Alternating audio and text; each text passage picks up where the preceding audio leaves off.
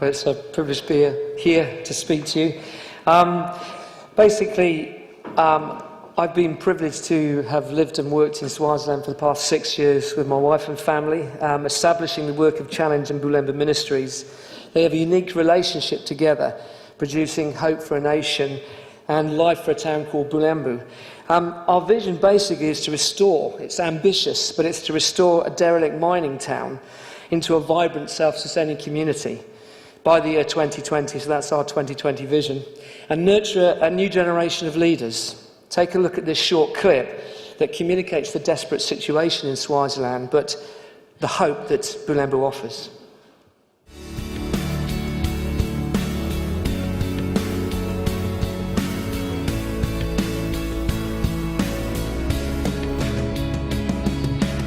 Swaziland now holds the dubious title of the highest prevalence rate in the world.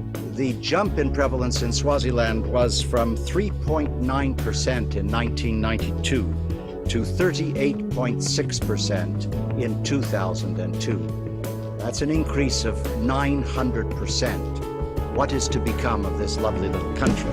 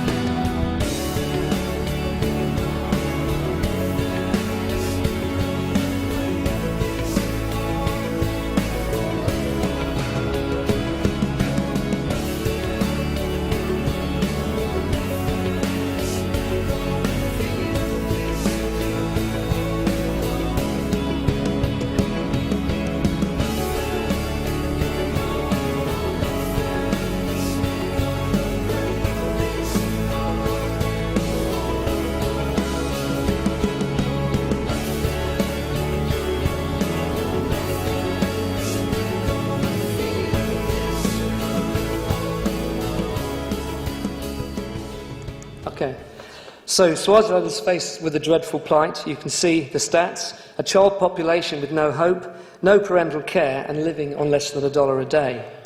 Even the local and international press report this as a desperate situation, a nation in crisis with no effective leadership, and the HIV/AIDS pandemic destroying the social and commercial heart of the nation. But there is hope through the community care that Challenge Ministries is delivering. From the education of 500 young people to the unique model of a town's rehabilitation, a story of success is emerging. However, this community care comes at a price. It costs to take a school from dereliction where cows once lived to a vibrant place of education. I hope you noted the cow pats on the floor. In Bulembu, we're financing community care by establishing sustainable business enterprise, successfully transforming the Bulembu community. The plan is to achieve sustainability through a balanced programme of growth in community care. A sustainable environment, we know, in Bulembu can support more orphaned and vulnerable children. We know that Bulembu by 2020 can sustain 1,000 children to this kind of transformation and impact the nation of Swaziland. Currently, the income from our business programme is falling below our operating costs. So as a temporary measure to supplement income and to ease the burden on the businesses and help us towards our goal of sustainability, We're also generating temporary income through a child sponsorship programme, and it's temporary. Eventually, our 5 established and successful businesses will finance the community care. Currently, timber, through clearing, developing and harvesting and planting trees, produces a solid 231,000 a year. These are figures I'm going to quote from last year. A dairy of 80 cows being milked in what was the old golf clubhouse provides milk to our 350 children in care and generates a cool 16,000. That's with 37 being milked, and we want to double that herd size. Our honey production, building hives on cleared land, provides a sweet 14,000. The Bulembu Country Lodge and Conferencing Centre. We transformed this with the help of architect Murray Bell from the TBN network into a conferencing and hospitality training centre, which opened last year. Also, TBN helped source a chef who came out for a couple of weeks and trained some of our staff, and we all enjoyed some excellent pizzas after that. Now, what I need to tell you from this is that 50 students already have graduated, 70% are now in full-time employment in leading Swazi hotels, and this has delivered a 30,000 profit. Our bakery, rising from the ashes of the old butchery, providing a variety of goods, one of which is a tasty 4,000. And finally, our water business, quenching the thirst of a growing population and clientele, running at 54,000 profit. And finally, this unique story is happening. Our community enterprise is covering almost 50% of our community care needs. And there is also a hidden social value and job creation in training, because what we're doing is providing 500 Swazis in their local town with education, with a job. I believe that rebirth has begun in Bulembu. I believe it will be a model, and I believe that transformation is in action here. So, thank you very much. If you want to ask any more questions, I'll be over on the stand to my left, your right. Thank you.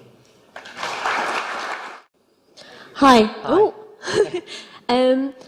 Your tagline said about transforming the nation as well as the community, and I wondered what your plans, if you have any plans to widen the community care beyond the town of Bulembu into the rest of Swaziland. Yeah, what I said about the unique relationship between Challenge Ministries Swaziland and Bulembu Ministries Swaziland is Challenge Ministries Swaziland has been established for many years, since about the 1990s in Swaziland, and they have a proven track record for working by a model that we call in community by community. We've identified up to 60 very poor areas of Swaziland, and we're going in there to actually start business programs and also look at orphan care. So instead of centralising orphans altogether in one place, we're also looking at a model which is training carers in the local environments and establishing care homes actually locally, but doing it through the community. We would fund or help fund the establishing of basically a metal building, and then the locals will build it. They fill bags with sand to build the walls, cover it with chicken wire, plaster it, and you have homes. And we have already now started that in 4 areas of Swaziland, so it's not just in Bulembu. Thank you, Jon. Thank you.